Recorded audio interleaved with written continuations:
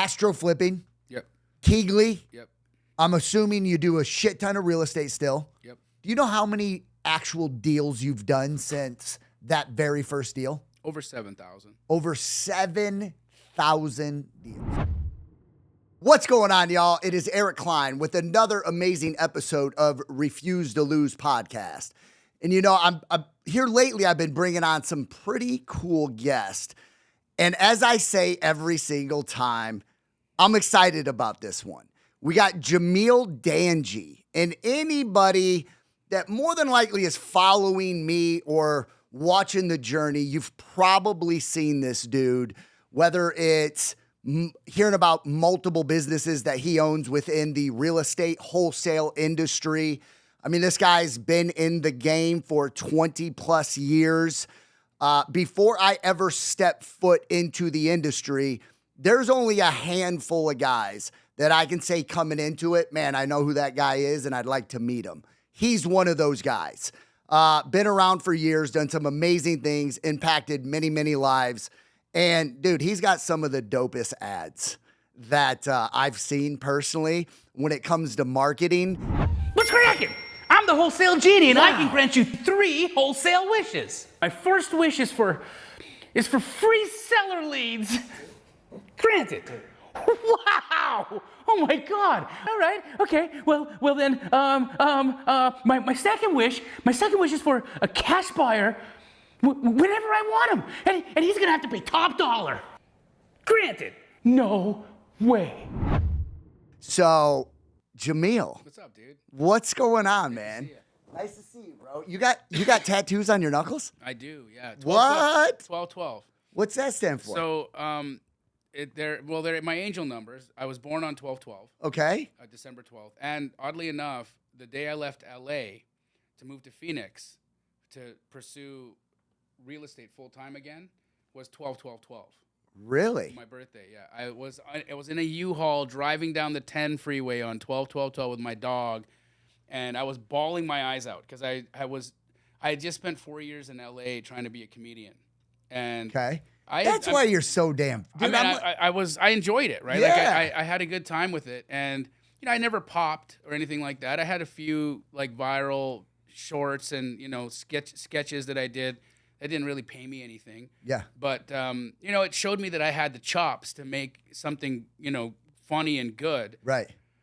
But I was just newly engaged, and my wife had a young daughter, and I had a young daughter, and I really wanted to make the best of starting a family. Right. And I wasn't going to do that as a comedian, not making money in Los Angeles. And so the realization was I gotta get back into real estate. Now I was in real estate prior to that. I was to say back into. Yeah. So I started in 2002. Okay. And I kind of bootstrapped wholesaling. In my opinion, I thought I invented it. I come to find out that's not true. There were wholesale deals happening for decades prior to that. But in Canada, it wasn't even a thing. It hadn't even been named yet. Right? This was in Canada. You started wholesaling. I started wholesaling in Canada. Yeah, in 2002, I was in. I had just been rejected to medical school, and I decided to become an entrepreneur. And I'm in a media company where we're selling websites. Early days of the internet, right? And I can't even describe to people who don't understand that time what that was like. But I was calling business owners, convincing them that the internet was a real thing.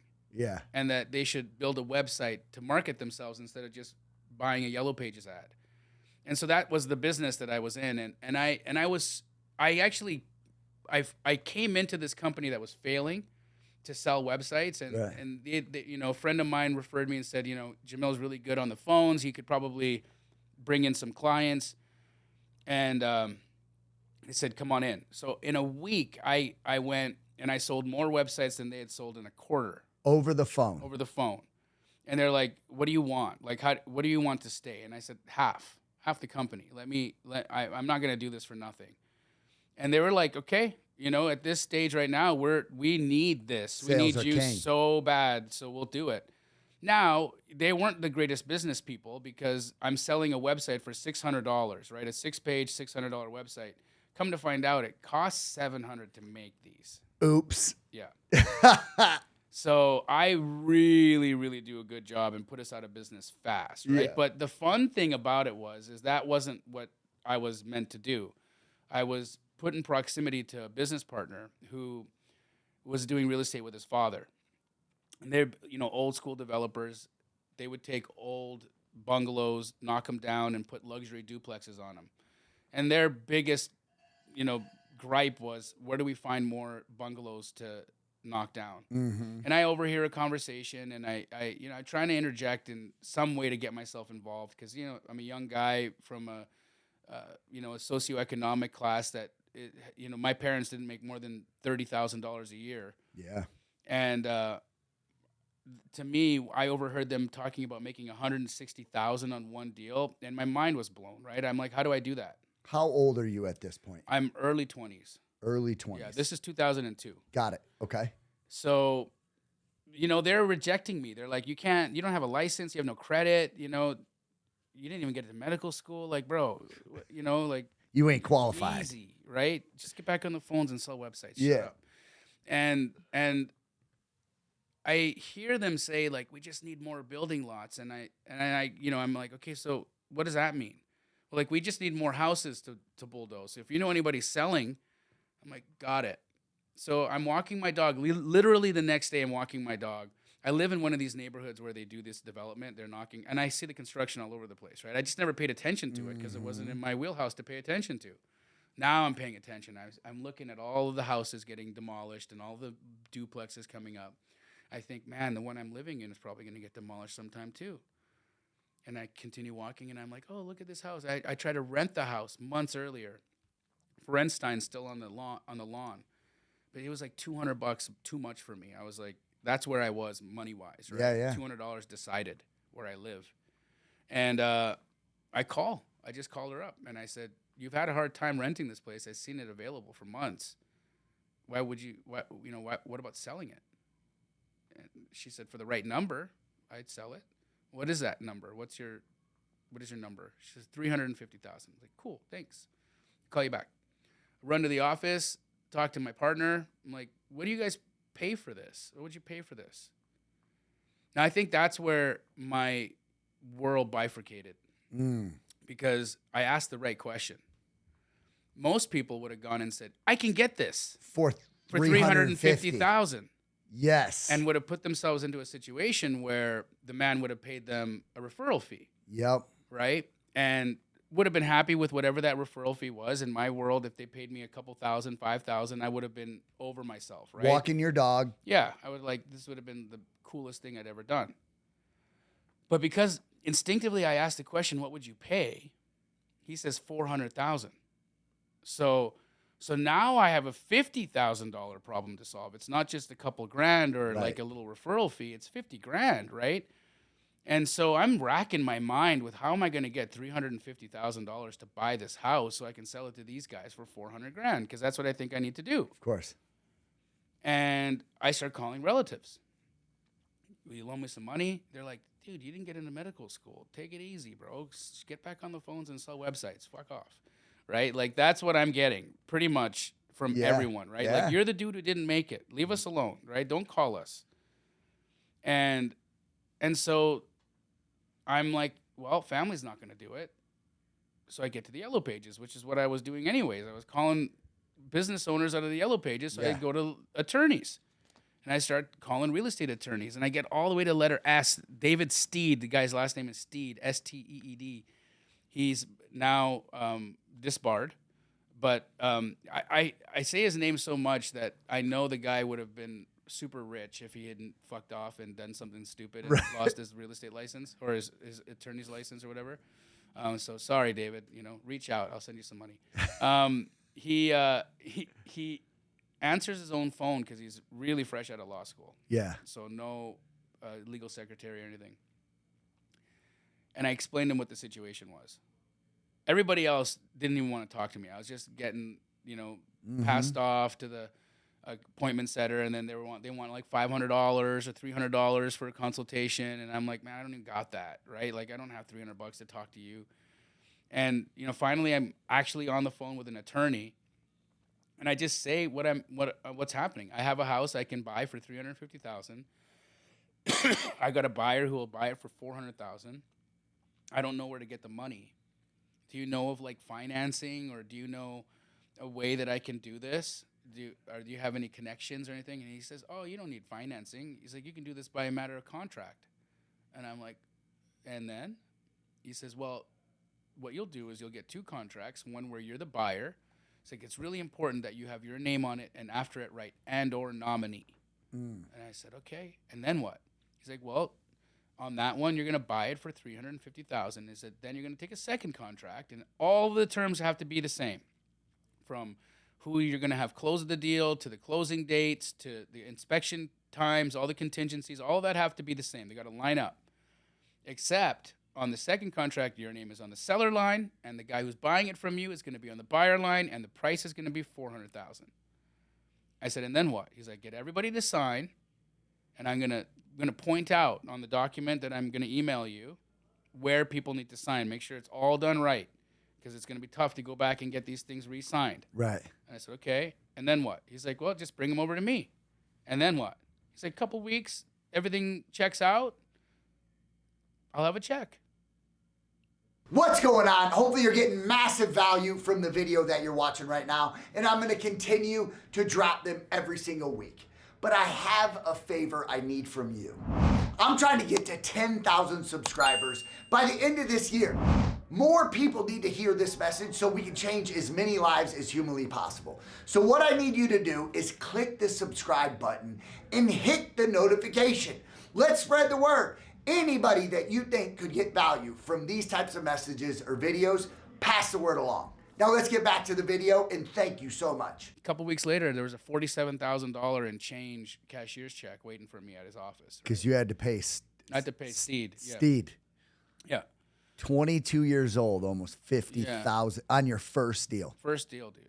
And so like for me, that was a paradigm changer, right? 100%. Because now I'm not in the cage. And it was like I shattered the glass in my mind that was holding me in this bucket of economic insecurity. You know? Yeah.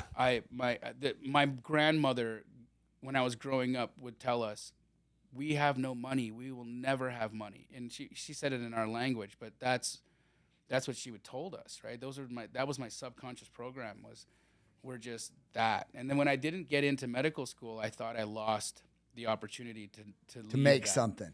Yeah, because as an East Indian, immigrant, our parents are very strict, and they're really honest about becoming professionals. And it's a prestige thing culturally.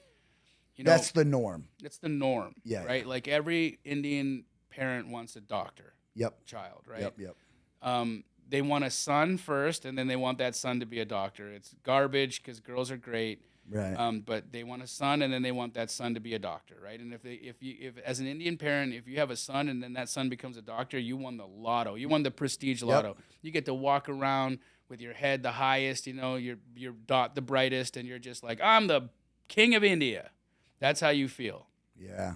But then, like every Indian parent, every Indian family's got a son that's a doctor. So what do they think about you now? You're not a doctor. I'm not a doctor. I mean, you broke the... Yeah, I broke. And what's funny is that, I have a cousin who wrote the medical school entrance exam with me. Same last name, too. So we sat in tandem. Cheated off me on the medical school entrance exam, on the MCAT. There was a couple of sections there he just blanked on, and he. Yeah. And I let him. I got in. I didn't get in. He got in.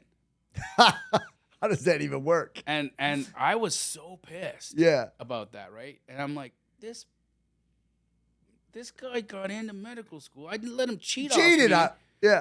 And then I'm like, why did I let him cheat? I shouldn't have let him cheat. This is what I get for doing that. I'm thinking this is God punishing me. I'm like, you think God's that petty, dude? Yeah. And how is God punishing you? And that's the guy who's actually the doctor working on people right now, and he didn't know his organic chemistry. He's like, that's not God, bro. Yeah. That's just a sign. Right. And when I didn't get in, that's when I made the conclusion that I had outsourced agency in my life to someone else. I'd given another man the opportunity to decide for me. Mm-hmm. And that wasn't going to happen again. Never again. Because that guy could have woken up and had a fight with his wife. He could have stepped on a nail. He could have got bit by a dog. Yep. There's so many things somebody could have cut him off in traffic. I could have looked like a guy that he didn't like growing up. Whatever it was. A lot of factors. There's so many things because we're people. We're weird. Yeah, man. You know, and so many things, weird things make us do things. Yep. Everybody's got these little idiosyncrasies. We all know it. You know, anyone watching this right now, you do weird stuff. Yep. Right? And and people, you know, when have you gone left when everyone said you were going to go right? Yeah. And that's what makes us people. That's what makes us unique and what we are, right? We're not automatons. We have free will. Yeah. And so because of that, we have this, you know, situation where this man makes a decision that alters my whole life. But then I think, oh, wait, that's God. Because, you know, even though it was a very painful thing for me, look at what came from that, right? It's like, you know, in God, all things are made new. And so that situation, as painful as it became a new thing. It became an opportunity for me to develop and for me to see a way out, and then not only see the way out, but then figure out a way to pave a way that looked, you know, that was what I did so that others could follow it, you know? Yeah. And so, you know, it's an interesting thing about it, right? Because, like, life is these series of things that happen to you, these moments that are pretty pivotal, and not all of them are great. It's how you react, how you, like, what your reaction is. Because a lot of people, if they were set on that path to become a doctor, right, and they failed or whatever, I don't know, can you take it again if you fail? Oh yeah, the MCAT, I crushed it. Got it. I just didn't, for whatever reason. Oh, you passed it, but he said no. Yes. Oh, okay. Yeah. I did well on the MCATs. But they denied They you. denied me. Got it. I was the no. Got it. Yeah. Okay. Yeah. Cool. Not my test scores, not my grades. My grades were great. You. Me. Oh, okay. They said no to me. All right. So that was a little more personal. Yeah, of course it was. Yeah. So we're now 20-some years later. 20-some years later, I get a text message from him. Really? My cousin, yeah.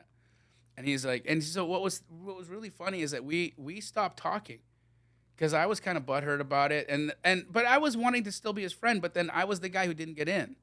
So he was like hanging out with his like smarter friends now. Yeah. His cooler friends, this like band of doctors. Yeah. The ones that got accepted. The ones that got accepted. Yes. Yeah. So that's this new clique, right? Yeah. So we just fall out. We were hanging out with each other every day for like 4 years because our whole undergrad we had done together.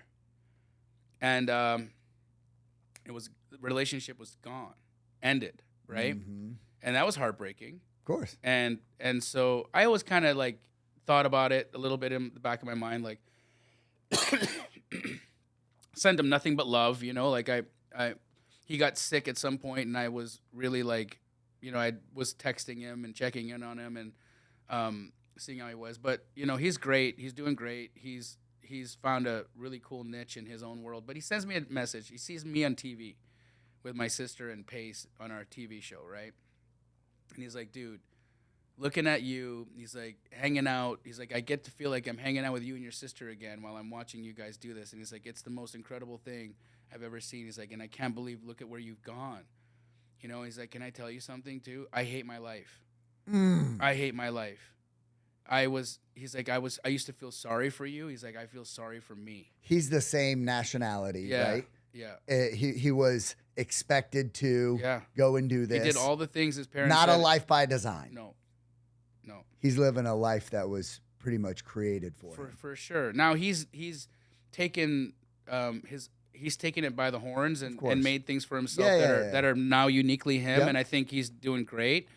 But you know, the awareness that he had of himself too, to even reach out to me and say like, hey, that's bro, awesome, dude. You know, congrats, and I'm you know, he's like, I'm actually really jealous of you, and he said that to me. Now I don't want people to be jealous of me. But if there was ever once a time where it felt okay for that to happen, it was then. It was right then? Yeah. But you 20-some years later, I mean, you've been in the real estate game for 2 decades. Yes. You have, from what and I don't know everything, and I'm gonna get to know you along with the audience that's here, but like, dude, you've done some pretty amazing things in this industry. Yeah. You own multiple businesses. You've done how many? The one thing I don't want to pass up that I don't want you guys to miss. His first deal was walking his dog, seeing a sign that was there just a little bit too long, or he's like, man, this sign's been here forever. And he just simply called the number. He called a number and said, are you interested in selling? The answer was yes. If you do enough of those phone calls in a row, I promise you, it may not come on the first call, but you're going to get somebody to say yes. And then it comes down to numbers. So his deal seemed like it came pretty easy, the first one, but it was a $50,000 deal, almost a $50,000 deal. It changed his life, changed the course of where you went. I'm assuming from there, you are now going down a different path. Oh, yeah. From that point, I now saw that money was like a construct almost, right? Yeah. Like it was like, okay, I can just do this again and put these things together, and it became a puzzle for me. And I like that because, I mean, I did really well in organic chemistry, and I did well in biochemistry and physics and biomechanics. And, you know, I understand those kinds of concepts, right? And I really love it when I can figure out a structure of something. And what I found the structure of wholesale was just selling potential. Yep. Anywhere I can find potential, I have an opportunity to wholesale it. And it's like that in any business model, right? I think when you look at a Big Mac, Big Mac starts in a cow, right? On a farm somewhere. And when you look at the cost of the patties in the cow, they may be 3 cents, right? And by the time you're biting down on that Big Mac, it's $9. Yep. Right? So what does that tell you? That in every process throughout the patty's journey, it had value added to it, right? It was in the cow got slaughtered, then that got, processed, and then it was transported, and then it was packaged, and then it was transported again, and then it was distributed, and then it was redistributed, and then it was put into a restaurant, and then it was prepared. Yeah. And so all of these different things that happened to it increased its potential to when the cow became the burger, right? And so when we look at a home, and a home that's been run down and has been completely neglected, or there's situational deficiencies in the, they need money right now, whatever that is. It's either a distressed homeowner or a distressed home. Right. Those are the things we deal Yep. with. When you see that, there's an opportunity for potential. Yes. There's a potential gap there. Yep. Right. And so our job as wholesalers is to do what the guy who's the farmer with the cow, right? Yep. Is to extract the value from the situation, or extract the value from the home in whatever capacity you can, so that it can get to its next level, right? And that's what wholesaling is, right? We're providing two things as a wholesaler. You provide liquidity to a situation that was going to be tough to sell, because these homes aren't financeable usually. Yeah. Or they need to be sold right now to save the situation. And that's not easy to do, because you can't get a conventional loan in 3 days. Right. You get, it's going to take you 60 to do these kinds of deals, right? And so it's not going to work. And so when you're looking at this, that's where we as real estate investors, or as people whose job it is to spot the potential, that's where we have our value. And I think that it's a very valuable skill. Yeah. And for me, I started being able to see that more and more and more. So it went from houses to apartment buildings. I was driving around my city, and I'm seeing all these apartment buildings become condos, right? They're taking these old buildings and they're beautifying them, converting them into condos. And I'm like, well, that's interesting. If they're doing that to these, then somebody needs to buy these old apartment buildings. Yeah. And who would that guy be? Oh, the guy's name is on the sign. Right here, Vista Developments. Okay, get on the internet. Who's the owner of that? Oh, that's his name? Okay, let's see if I can figure out who he is or where he is. Oh, okay, I can't find him, but I can find the guy who works for him. Great, let's call the guy up. His name is John Stanko. Okay. I love how you know all the names. Yeah, because I'll never forget these people. They changed my world, right? This guy had the worst toupee in the world. John, if you're watching this right now, bro, glue them shits down, dude. Glue it down. Glue it down.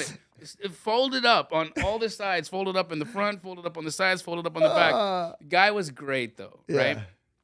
And picks up the phone, and he's a sales guy, also like his development manager. He's the right hand of the developer, right? Yeah. And I said, "You guys looking for buildings to convert?" Always. Well, I think I'm the guy that you want to know. How is that? Well, I do this for resident, like single family. I do this in houses all the time. I'm really good at finding these things. Maybe I can find you some buildings. He's like, well, not any building. This is what we want. You need to have a building he's like, it can be stick, it can be concrete. We'll buy either. We'll pay more for concrete. Okay, good to know. He said the key thing is we need 50% parking. So if you got an 18 unit, how many? You need 9 stalls. If that has 50% parking, I can convert it. And if I can convert it and the number's working, we got a deal. Now you're talking about wholesaling an apartment building. Yeah. Okay. Yeah. So my best deal so far from that point was still my first, because they never paid me what I never got to make 50 grand again. Yeah. Right. Because now they were on to me. They're like, this guy made 50 grand on his first schwack with us. Yeah. That ain't happening again. So they kind of started whittling me down, which is why I started like opening my eyes to other developers, other builders. And I started to build a buyer's list, driving around, looking up who the owners of these other infills that were being built are. And so I expanded my buyers, right? And so, but I never made another $50,000 hit like that. Dude, that was 20 years ago. 50 grand 20 years ago? A lot of money. It was great. That's probably what kind of an assignment fee today? Probably what, 150, yeah, dude. 200K today, yeah. And so, rewind that, right? Like I'm starting to get a little bit like I need that rush of that you need big to hit again, right?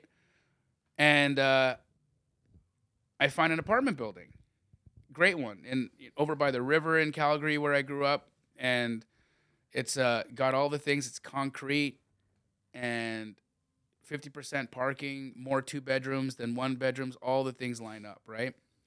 And I figure out where these guys need to be at, and I contracted $100K less, right?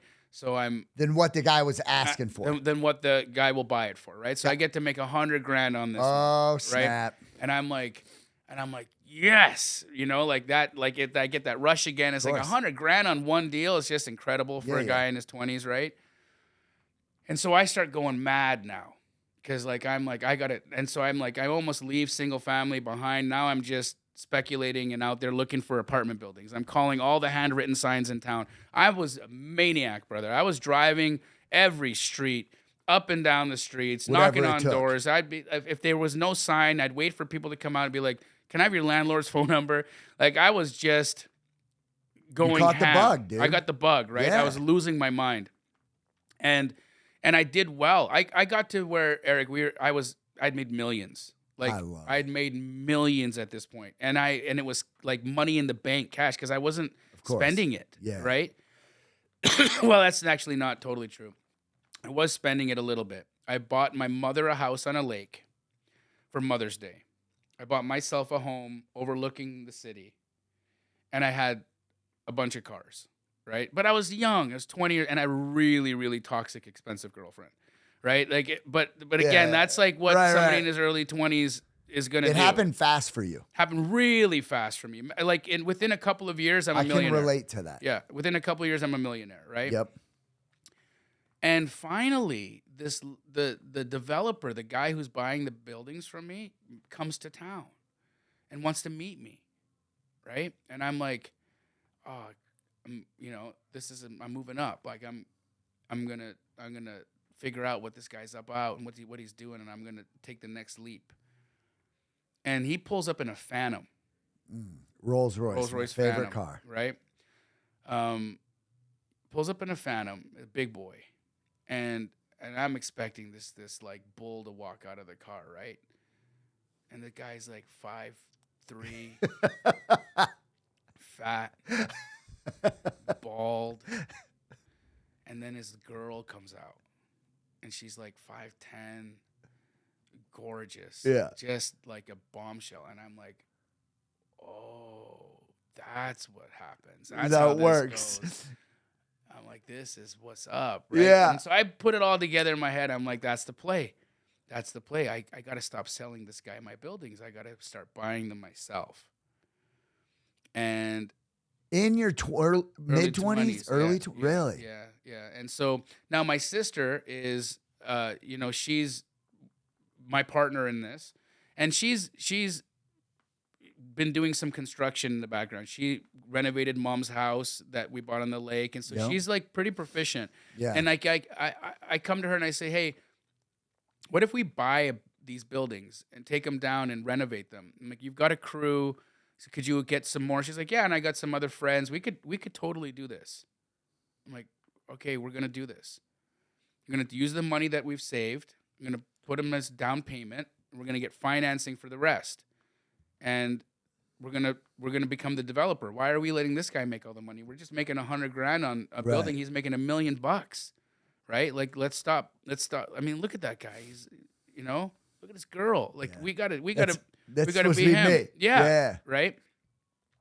And so this is early 2007, and next 4 buildings I get under contract, we close. 2008's coming. And it came. Oh my God, bro. So it starts with the bank calling us and saying, we're in the middle of construction. We've demolished all the buildings, right? Like the interiors. And they say, hey, your financing was predicated on pre-sales, which was normal, right? What we would do is you set up a little sales office, and then you would pre-sell 50% of your units. And they would give you a $5,000 deposit, and you would submit that to the bank. And once you were pre-sold up to 50% of the building, the bank would give you financing on the construction. That was the deal that they would do, right? And so we pre-sell all these. You have these incentives, all the things. You collect the deposits. You deposit. You give the contracts and the deposits to the bank. Bank gives you the money. Away you go. And what ends up happening is they say, well, because of the way that the financial system's working right now, and that we have a credit crisis, if you've probably seen it on the news, well, all of our lending qualifications have changed. And in your mortgage is a clause that gives us the right to requalify the terms in which we delivered financing to you. And so we're not worried. You shouldn't worry. But we're going to need to requalify all the people that you did. And we're talking millions of dollars? Yeah. We Early, need to mid-20s? Yeah. We need to requalify all these people, right? Yeah. And there were a mix of people. They weren't all in their they weren't all in their 20s. These were like... Yeah, but you. But yeah, me, right? And I had mom and dad co-sign. Okay. Right? So they were involved now. Yeah. Well, Anyhow. they believe in you, what you're doing. They see it. They see it. Mom's got a house. It's like the prodigal son made good. Yeah. And we didn't requalify for any of them, because now all of our buyers, they're saying these guys aren't qualified either any longer, right? Because all the terms have changed, all the qualifications have changed. They need much higher credit scores. It's all they don't make enough money anymore. Right. With the new interest rate, all these things, it's not going to happen. Sorry. And so what does that mean? Oh, we're calling the loan. What does that mean? It means you got to pay us everything we paid you some money in 30 days. Or what? Or we take the buildings. But all my money's in that. We know. Yeah. That's why we're taking them. And what can I do about this? Yeah. Nothing. And so that's where we were, right? Yeah. Were you still in Canada? You were here in the States. I was in Canada. You were still in Canada in 08. Yeah. Oh, I left at the end of 08. I left. And I came, that's when we had lost everything. I was just in a motor vehicle accident, broke my neck, almost passed away in that accident, paralyzed. Wow. I had to get a really intense fusion. I don't know if you'd seen last year. I had a complication from that thing. Yes. So I was in another brace. I had another fusion surgery Yep. done. And so that original break, once that kind of healed, I was broke. And Like money broke. money broke and kind of probably broken. Yeah, broken, just broke. Yeah. Yeah. All around. It was mom, dad, my sister, my niece, our 150-pound dog, my cat, and I in a 2-bed, 1-bath apartment. Dude, I can relate. Like, I didn't wind up. No, I did wind up in literally a rental property. Like, me and my wife, I got out of treatment at 28 years old. The first business we ever started took off.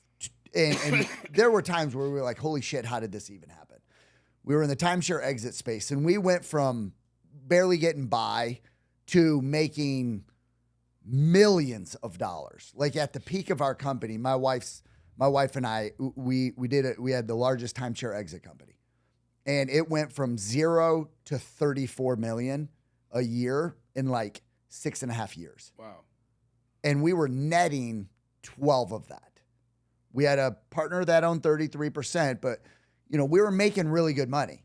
We were getting ready to exit it. And again, we were buying the houses, the car. We couldn't even believe it. And we were getting ready to exit that. And overnight, lost it all to lawsuits. And it happened so fast for us. So we went from literally living in a $7 million house to renting a home because our income got shut off. We're fighting for a lawsuit so they don't take everything from us. So I can relate to that. So obviously, Jamil, you crawled out of that shitstorm. Yeah. Because you've done some amazing things. And right now today are doing some amazing things. Not many people can, dude, people commit suicide over that shit. I was close. It's funny, dude, I was right. And because I just got in that accident, I pick up a nasty opiate addiction. Right. And so, I'm medically broken and I'm in severe amounts of pain and they're just dolling out Vicodin to me. And you're just like Skittles. I'm just gobbling them. I'm just gobbling them, dude. I probably got to a point where I was eating 20 of them a day. Wow. Yeah. And then you're not getting those from the doctor after a while. No. Going so straight to the streets. You're going to the street and getting it, and it's terrible. Yeah, right? man. I'm in a hard way. Yeah. And it followed me. The addiction followed me for quite some time. I was probably addicted to painkillers from 2009 to 2016. No shit. I had that 8/9/09 is my clean date. I've been clean for over 15 years. Congratulations. Clean, sober from any mood or mind altering substances. Incredible. My wife had she was an opioid, started with that and ended up moving to heroin, injecting it. What do they call it with a syringe? It don't matter. But she's got over 18 years clean. So she suffered from, but it started with a pill and progressed, man. So, damn. So today, you, dude, this is what I know of you. Yeah. Astro flipping. Yep. Keyglee. Yep. I'm assuming you do a shit ton of real estate still. Yep. You've done, do you know how many actual deals you've done since that very first deal? Over 7,000. Over 7,000 deals. Yeah. Wholesaling before most of us even knew this was a thing. Yeah. Right? How much has it changed in the 20-some years you've been doing this? Not a lot. The accessibility to get in and do it. And it's easier. That's maybe what I meant. Maybe I didn't ask the right question. Way easier. Back then, dude, look at it as I had to do, right? Right. I was getting the newspaper, looking in the classified sections, the newspaper. I was still cold calling though. Yeah. And I think, the other part is that there was nobody teaching me. There were no guides then. Yeah. Right? We didn't have Eric Cline. Fail forward. Yeah. We didn't have Cody Sperber. We didn't have Jamil. We didn't have Pace, right? We were alone. Right. Figuring it out. And so that made it harder too.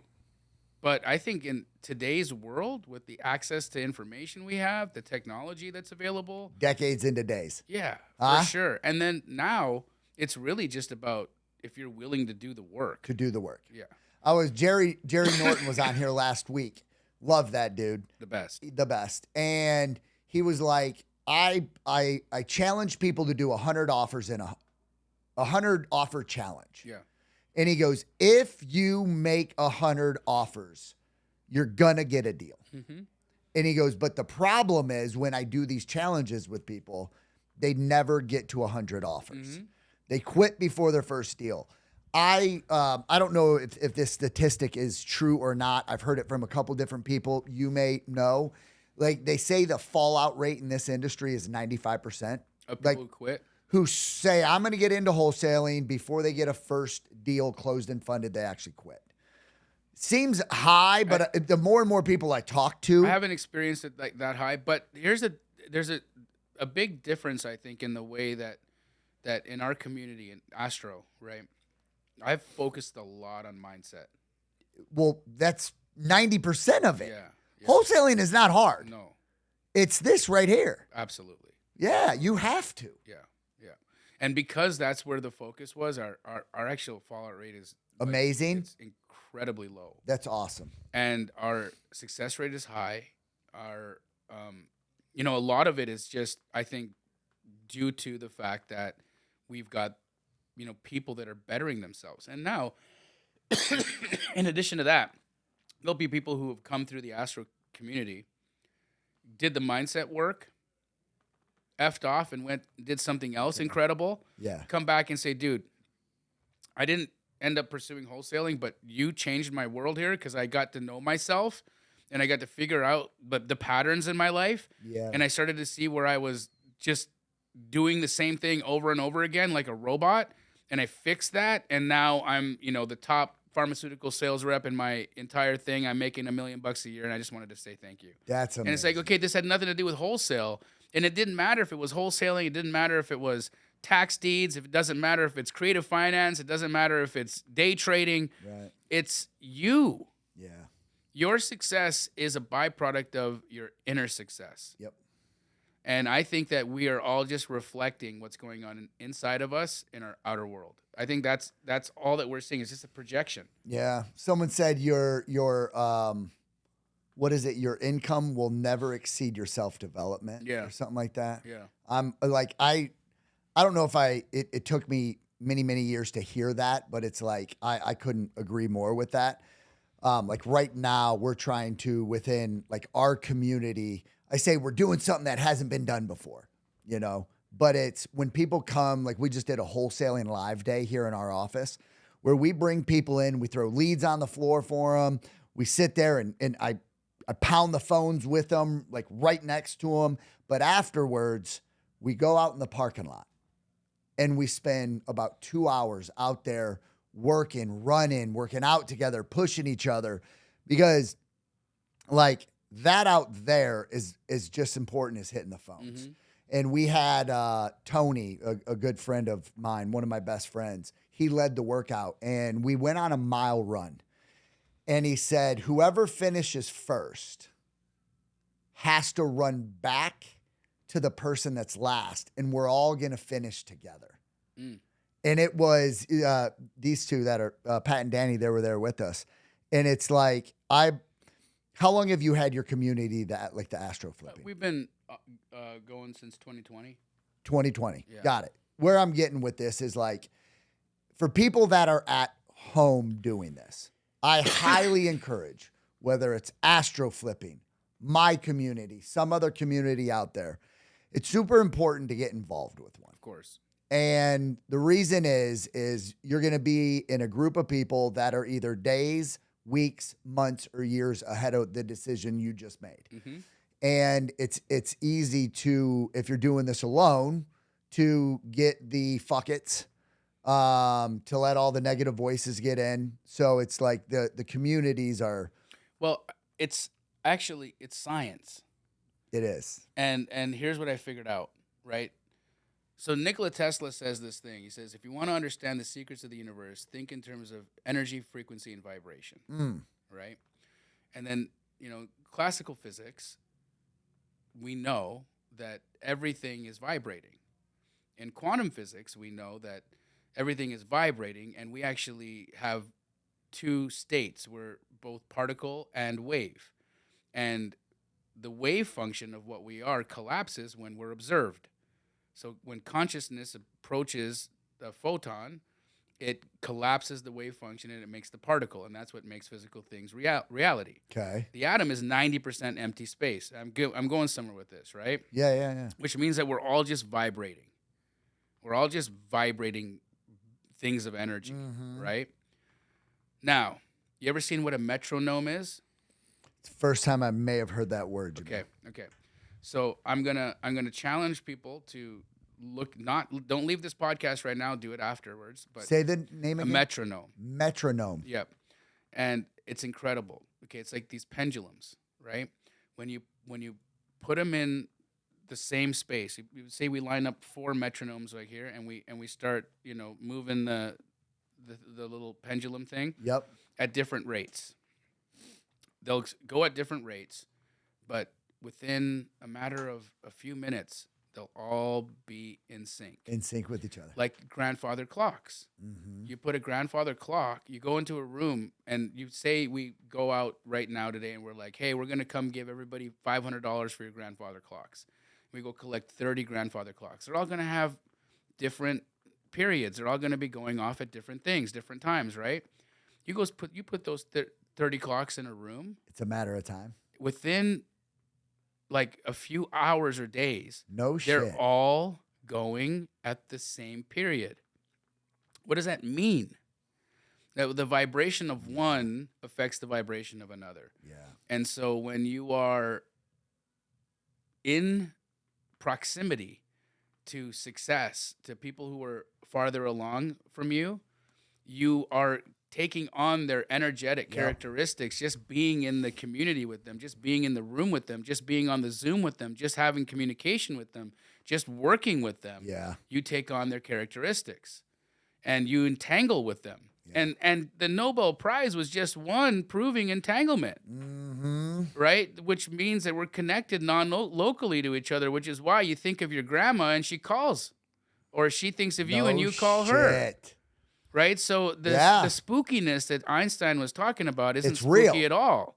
It's science. It's physics. Yeah. And they're just coming to figure out how to name it now. And the name of it one more time was a metronome. A metronome. Yeah, that's just this little thing that you can watch and it'll freak you out when you see it. And that right there, when you start to really understand that's what a community is. Yeah. Is a collection of grandfather clocks all figuring out how to click at the same time, same rate, then you can't get into a community fast enough. I've been in community. Like I say, it's the cheat code. Like once you do it, like for some, it's hard to make that decision the first time. Right. It's hard. Yeah. Once you're in, like you don't want to get too far away. No, the only thing, you start to see, okay, I'm resonating with this one now. I've gotten to the highest points. I've like learned the things here. Now I'm looking for where's my next community? Where's my next group? How do I level up from here? Yep. Maybe you level up with the people within. Maybe you create your own thing within it that is a new level up. God knows what that looks like. Yeah. Maybe you start your own. I don't know. Yep. But the reality is that there are groups out there. For instance, the Bilderberg Group. You know what they are? They are essentially the richest, influential people on Earth meet once a year. You got Zuckerberg there, the president is there of the United States, president of China. Like we're talking all of the elites of the elites of the elites, right? And we're not talking about like they got Wayfair babies and like they're drinking blood and they're killing. No, not the conspiracy theory guys. I'm talking about the actual Bilderberg Group. Go look it up on the internet. It's real. Okay? These guys get together once a year, and what do? They resonate with each other. They figure out where trends are. They start trends. They end trends. They move things. They talk about things. They get in resonance with each other. So that what? so that they can continue to maintain their status. They can continue to be in that group, that community. And it is happening on different strata at different levels. Different levels. And it's happening in infinite varieties. Yep. And so get into one. Get into one. Figure it out. Stop being a loner out there. Yep. Right? There's being an easier alone, way. There's so much. There's so much when you collaborate and actually make the decision to abandon this concept of separateness. Yep. And you let that side of your ego kind of like fall off, because it's, I guess, man, you know, there's a romance that maybe some individuals have to being the lone wolf, feeling like, oh, I'm the lone wolf in the thing, and they see those like pictures on Instagram with the shadowy guy and the sweat dripping off his face and like, I'm the lone wolf and I'm gonna make it. Right? It's like, bro, like, I don't know about you, but I don't see that guy's face, and I don't see where he's done anything. Right. You know what I do see? I see people in the world surrounded by others changing it. Yep. So what are you going to take note of? The Instagram meme that none of us have a name for? Right, no shit. Or the countless examples of people making it happen out there in communities. Yeah. Keyglee is a company. Right before we jumped on here, I was debating with somebody whether it was a JV company or a wholesale company. So you own the largest wholesale franchise in the nation. Correct. Keyglee. Yeah. So we do wholesaling. So our lead generation is some of it's JV, some of it's direct to agent. A lot of it is direct to agent, and so we have a lot of agent partners that we work with, and we allow real estate agents to level themselves up to the iBuyer. Every real estate agent going into a listing appointment should be walking in with a cash offer if the house warrants it.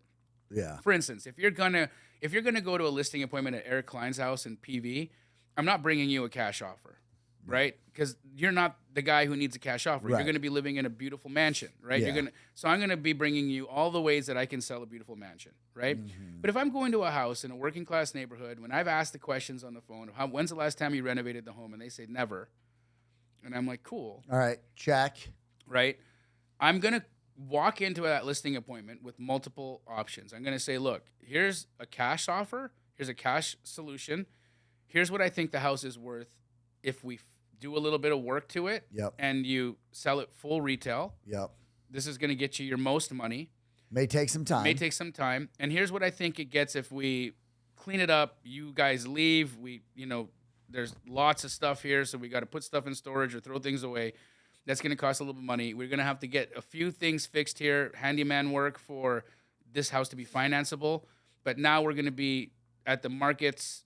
The market's going to dictate to us what we're going to get, because this isn't a retail property. This is a fixer-upper. Yep. And so it's still going to need to be sold at a discount to incentivize somebody to want to do the work and move in. And because most people can't even afford to do that themselves. They need to buy the house renovated because they need that renovation to be folded into their mortgage.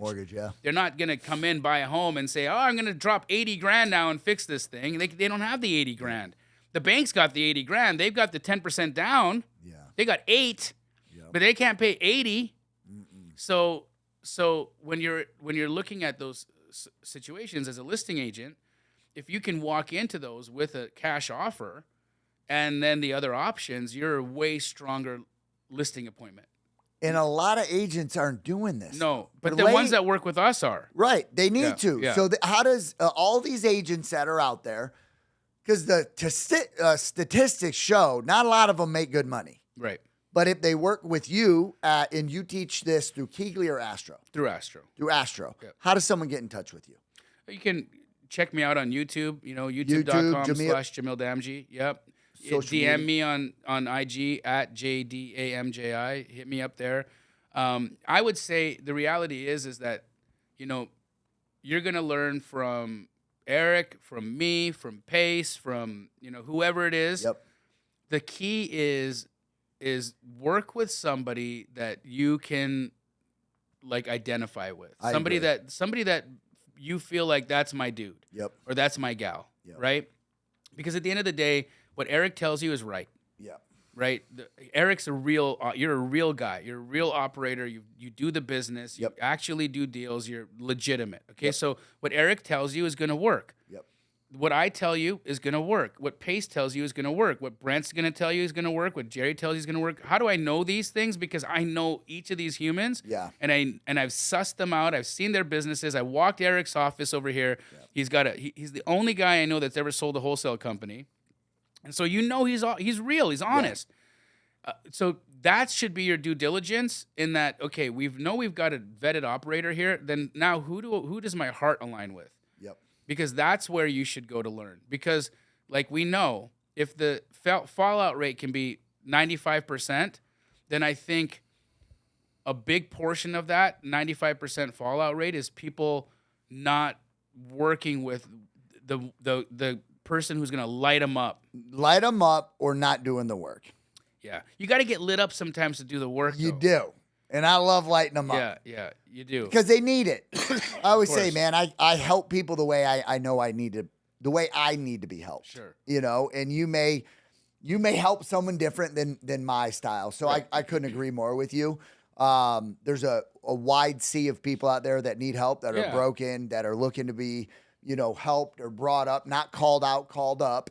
So I couldn't agree more, man. You have you've done some. How many? Like, you're nationwide with Keyglee? Yeah, we're nationwide, and I had to get a check in with my partner here on numbers here. Let me see if I got a response. Yeah, so we at one point we were hitting 100 franchises. 100 franchises. Now we have since trimmed that because they weren't all operating, right? So we're at like little over 60 franchises that are operating right now, doing really well, paying royalties, doing their thing, and so it's and we're still on the path to growth. So when I jumped in, I never, me personally, I didn't get into wholesaling to get into real estate. Yeah, I looked at it as a sales marketing systems play because of the industry I came from. Like I had the foundation. For me, it was like I just dropped a different lead in my ecosystem. And I know that's why I came out the gate swinging in this industry. But I was like, all right, I own my own call center. I own my own CRM, not a white labeled one. I own the platform. It's a proprietary software. So I own a call center. I own the CRM. I understand the process.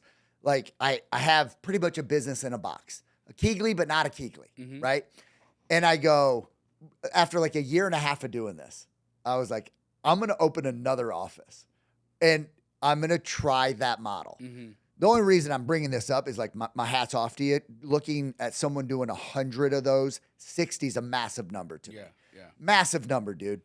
You obviously have this thing dialed in to have 60 of these. Your process, that are doing well too. You've proven from hello to goodbye, from contract to closing. You've proven this thing for all these offices to be doing that. Yes, sir. And I tried it with one. And so I was in Raleigh and I'm like, I'm going to open one in Boca Raton, Florida. Yep.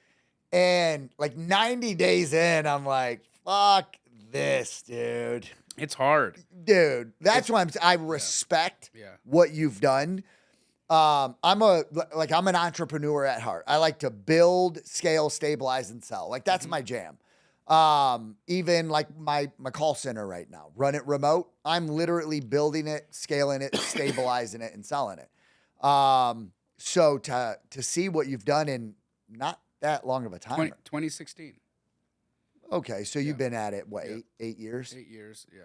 Not really that long, though, dude. No, that's a blink. 8 years? In one, it's a blink, honestly. Yeah. And I still remember, coming up with the name, still remember I had actually pitched the concept to another individual who actually said no. He's like, it's not for me. And that's what led me to Josiah and Hunter, my current partners, which was the best thing, and that individual who said no is like, he's been kicking himself for the last 8 years, like for a couple of years he was pissed at me. He was like, I can't believe it. Of course. And I'm like, well, it's your fault, dude. Yeah. You said no. Yeah. but you know, it's been a great ride, and I'm still on it. You know, I can see that it's coming towards the end of the ride in that regard. You know, and I don't know where it goes. Into the ride as I'm assuming an exit. Yeah. Yeah, good for you. Yeah, yeah. And so, you know, when that happens or what that looks like, it's to be seen. Yeah.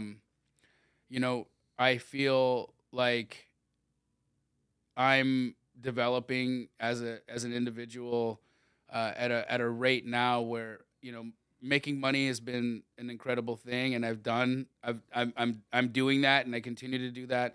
But like, I'm really chasing other stuff these days, you know, like I want to, you know, you ever look at Maslow's hierarchy of needs? No. It's this pyramid that I got introduced to in elementary school. And it's an interesting thing because I at the time when, you know, it was shown to me, I was like, oh, that's cool. Well, you're in preschool. Yeah, I was in like elementary. Shit. Right? Yeah. And I remembered it though. And I just Really? remembered, yeah, it was like the image burnt into my mind of it. And it essentially says that you can't really elevate in life until you meet the needs of the level prior. Right? And so it starts off with like physiological needs. Like I have to eat food. I need to drink water. I need to, you know, be able to feed, like survive in this way. I need shelter. I need heat. I need, you know, just regular basics, which you can get in prison, you know, regular basics, right? Yep. Now, and once I have the physiological needs met, then I can move on to the next one, right? There's some emotional needs then, right? And so I want to feel like companionship. I need to have some friends. I need to feel like I've got a mate. You know, I have this urge. I want to mate, right? Okay, so you meet that need. And then all of a sudden it's like, okay, well, now that I've met these needs, I've got everything I need to survive, and I have this mate, and I have family here. I want to feel like I'm a part of something. I want to belong to something. I want to have some more purpose. And so you start meeting that need, and I think we all try to do that. Yeah. And you can continue to go up these things, and the next beyond that is like you get some status, you get some recognition, you start to like become a leader in a community or a leader in your world. And that again is it's the next thing. But then there's the top of the pyramid, which nobody ever talks about. And it's called self-actualization. And even the teacher who gave us the pyramid didn't know what it meant. Right? And I think that's why we're here. Which is to realize the divinity in self. That you're a unique expression of God. And in every way it's your responsibility to play your instrument. And you've been now at this top part searching and working for, when did that all start? Once I got the needs met.